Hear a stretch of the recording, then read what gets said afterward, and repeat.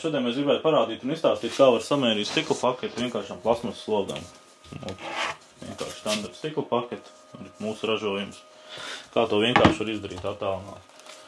Viss, kas mums ir vajadzīgs, celtnieku mērlente. Tātad atskaites mērījumam ir stikla līstas sākums un stikla līstas beigas. Tas pats arī pa vertikālu attālumu sākums un beigas.